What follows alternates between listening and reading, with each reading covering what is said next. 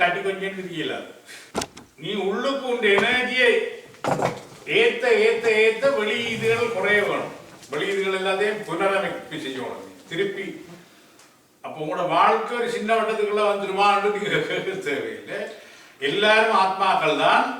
ஆனால் அவருடைய energy level சொல்றது தராதரம் தாரதமியம்.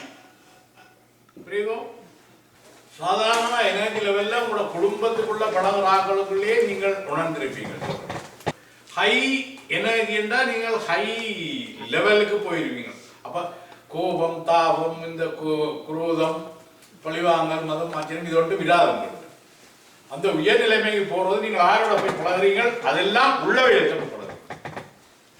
என்னடா இந்த எனர்ஜியை நீங்கள் மதிக்க இல்லதில்லை, அறியாமையால் செய்கிறீர்கள். அறியாமையால் செய்தாலும் ஹை எனர்ஜியை செய்தவன், ஹை எனர்ஜியோட உள்ளவன் அடி வேண்டத்தான் போகணும். லோ எனர்ஜி பழக்கங்கள் எல்லாம் சுருங்கிருமெண்டா போய் கண்ட இடத்துல சாப்பிடுறது, கண்ட இடத்துல சாணி போடுறதெல்லாம் விட்டுருவீங்க. இன்றைக்கு எனக்கு என்னுடைய வேவ்ஸா வேலை செய்யறது 4 நாளைக்கு முந்தி நான் சாப்பிட்ட சாப்பாடும் பரிமாறின ஆள்ற வேவ்ஸும் பார்த்த ஆள்ற வேவ்ஸும்.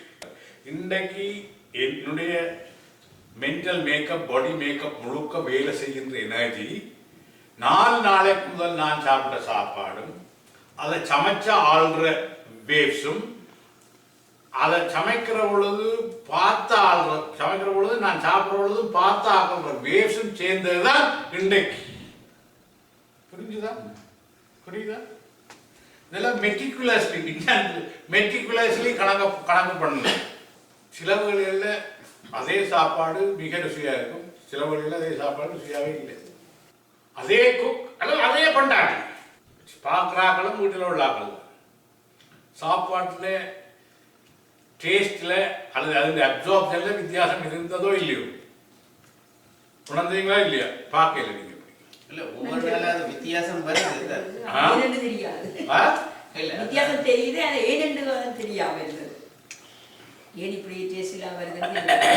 அப்போ இந்த லோ எனர்ஜியில் உள்ளாக்கள் பார்த்து கொண்டு இருக்கவே சாப்பிடக்கூடாது. பரிமாறுறவங்க ஹை எனர்ஜியில் உள்ளாக்களா இருக்கணும். அதுதான் போல இருக்கு. குறிப்பூர்ணிமாண்டைக்கு என்ன சாப்பிடாம தடுத்து விட்டு. ஏன் நான் சொல்றேன்டா, கண்ணுக்கு முன்னால எங்களுக்கு தெரிகிறது எல்லாம் சூட்சும நிலையில வேவ்ஸ். சரிதானே? இதை புரிஞ்சு கொள்ளணும். அந்த காலத்துல யாரும் கண் காணாம சாப்பிடுறவ 3-4 திருச்சை. நீங்க 5ல நீங்க 8வது 7வது திருச்சை கேட்டீங்க. இப்ப என்னட்ட